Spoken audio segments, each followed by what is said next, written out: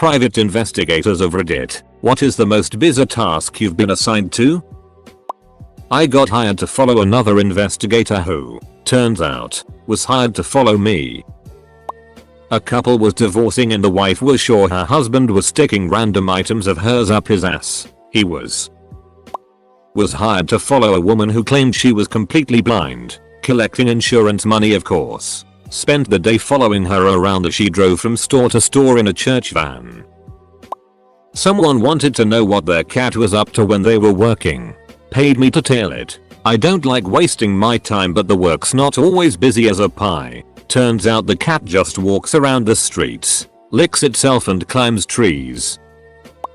Finally, a question I can answer. Been a PI for going on a year now, and the strangest case I had was of a woman asking us to find out if her husband was cheating on her. She said there was something off in the house, as if feeling something, and she wanted to know what it was. So she suspected her husband of cheating. So I show up and install nanny cams in her house for the weekend upon her approval and where to place them. She works all weekend and this was the best route. Well, 3 days go by and I collect the footage and come to find out the husband was touching his 8-year-old stepdaughter. After seeing that, I rushed to the courthouse with a copy of the footage and got a court order for the police to go and get him.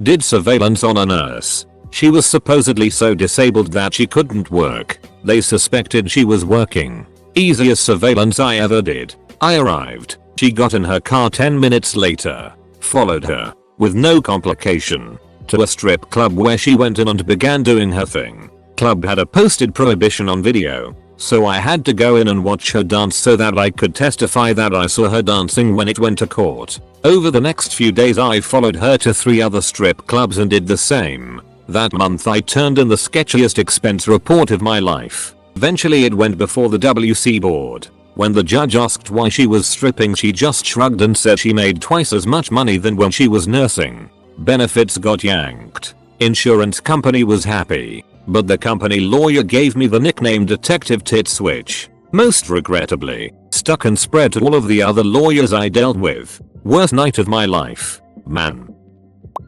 I have a story about this. My brother was a PI in the early 90s. He worked for a law firm. I was in my early 20s and so he got me a gig as a process server. He was working a particularly nasty divorce case. Husband was a Jordanian national married to an American woman, one of several wives, who was over being the broodmare in the family and wanted out. Also, she worked for NASA. He was tasked with going into their house, which was in her name. She wasn't living there. She was in an apartment until this was settled, and getting a briefcase with financial information in it. Since I was the process server, I had to go along in case someone was home for whatever reason. We went and waited down the road until everyone left and went in and got the briefcase. No big deal. We take it back to the attorney's office and he calls the lady and says he has it. She gives him the combination, he opens it and it was full of technical plans from Boeing for the Apache helicopter. Attorney says duck. Instantly shuts the briefcase.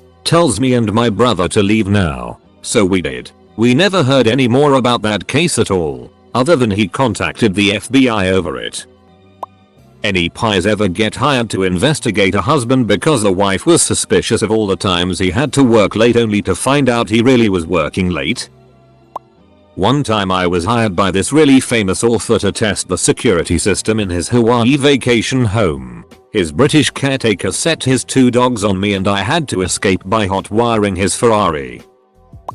Doing a standard pre-employment background check on a guy. Found that he was found guilty in a sexual harassment case. Didn't have the case details at that point and the guy denied it was him. Pulled more details from the case and confirmed that it was definitely him, and that he was convicted of indecent exposure. The guy finally admitted it was him, but claimed it wasn't as bad as it seemed. Pulled the court transcripts. Turns out he flashed a 12-year-old on the beach and said, "Ever seen one of these before?" He did not get the job.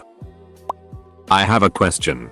How likely is it that a PI will lie about who he works for to protect a client? My sister was worried she was being followed. She is adopting a baby and the baby has an adult sister who wants her, but has failed CPS basic standards. She is being investigated because she broke into my sister's medical records. She worked in the doctor's office my family goes to. Basically, She is at the point she has been so nasty she is losing her supervised visitation too because the lawyers and CPS believe she is trying to take the baby and run. Private Eye fell down and broke his leg in her backyard. She lives in a condo complex. He claims he wasn't gathering intel on her, but won't say who he is actually working for. He knows it would be enough to file for a retraining order. We think it is too much of a coincidence and is lying. I wonder how likely it is he is lying. A private investigator came into the bar I was bartending at years ago and showed me 2 pictures. One of a girl in her early 20s that her family was trying to find. The other of a guy in his late 20s that they suspected she had run away with. The guy in the picture had a charge on his debit card from my bar a week earlier, so the investigator came in hoping that I would remember if the girl was with him that night. I did not recognize the girl at all, but I remembered the guy. He had come in with 2 other guys around his age. They got pretty drunk, but all they really did was shoot pool. They didn't cause any problems and they actually tipped me really well. I never heard anything else about the girl, so I don't know if the family eventually found her or if she disappeared for good. I just now remembered that her first name was Katie. I can't remember the guy's name though.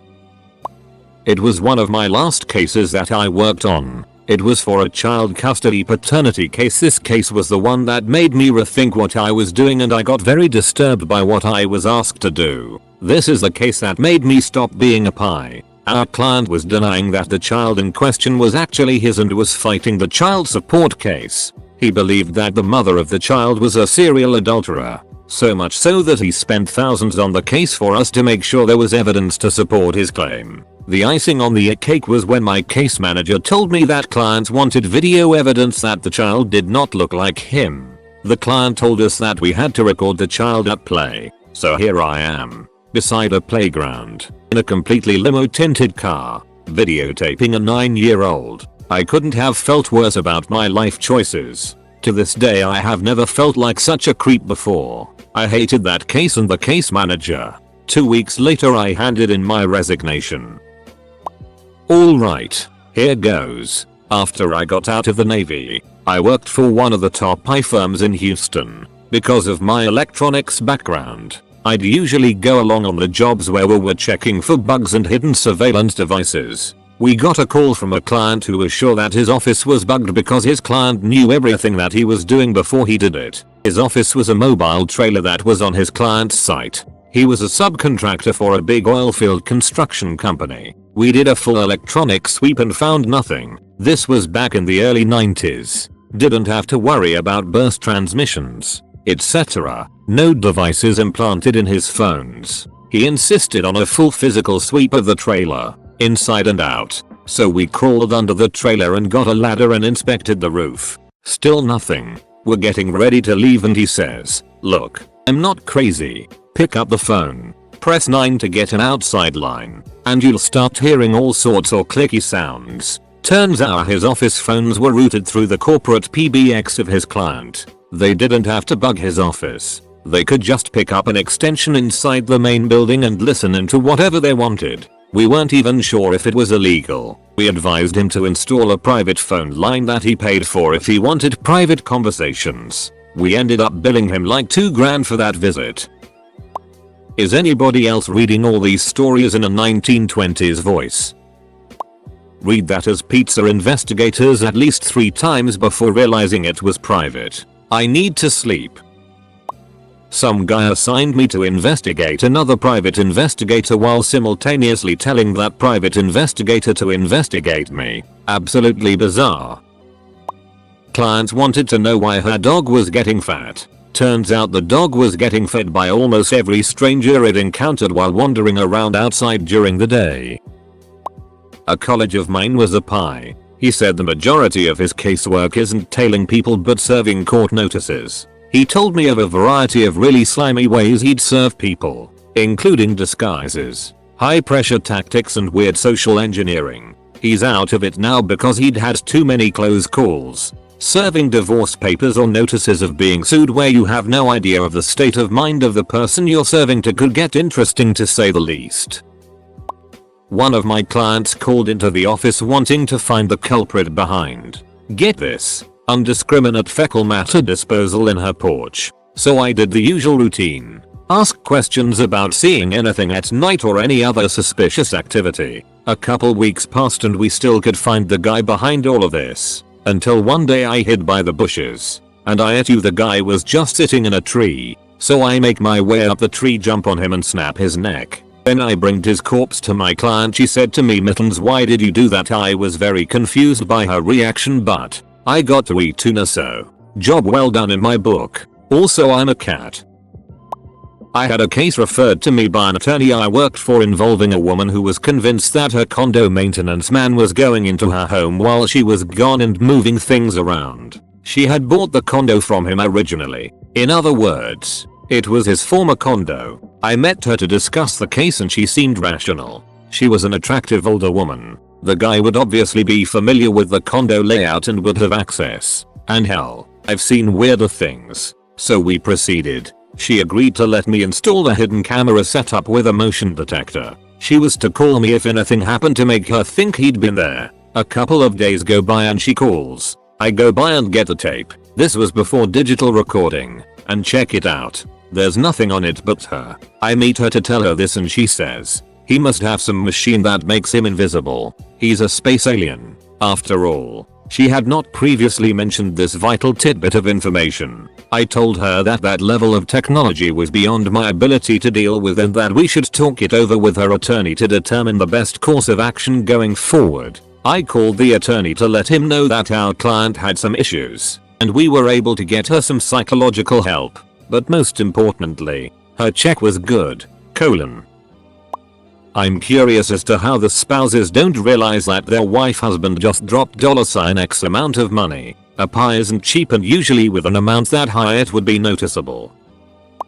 My sophomore year of college was a part-time pie and bragged about it to the co-ed underclassmen. Few weeks before spring break he's seen with bruising and black eyes. Some guy he had been following to catch in an affair got a hold of him and beat him senseless. I was asked to help my boss fire another investigator due to his short temper. I was told to arrive at 7:30 because he likes to arrive at 8 o'clock. So like any other day I woke up and started to drive to work through a ducking blizzard and didn't end up getting there till 7:40. Go to my boss and says he already fired the guy. What the duck, man, what if he lashed out and whatnot and I wasn't there? His reply was he didn't, but he wanted me to stick around just in case. So I sat there for 4 hours drinking coffee on double time, which was great until I had to file a 2-page report on me drinking coffee. TLDR, drank coffee for $35 an hour. I worked for a pie company that mostly handled workers' compensation cases for insurance companies or other employers. Assigned to a case in Seattle where a guy was claiming an upper back and shoulder injury. After a few hours on site at his house, he pulls up in a truck. Proceeds to empty the truck bed of landscaping equipment alone. After he has put everything away, he walks over to the side of his neighbor's house, pulls out a piece of the siding of the building, withdraws a crack pipe and smokes it in front of me, all on camera. Another case in Texas. I was following a guy, back injury, to the mall where he met up with a woman that was not his wife. I had already identified her the previous day and followed them as they shopped around and then back to his vehicle where they proceeded to have a sex in the car in the middle of the mall parking lot. I filmed it, of course, but I had to call my boss to make sure that I could send this to the client. She was kinda hot too, so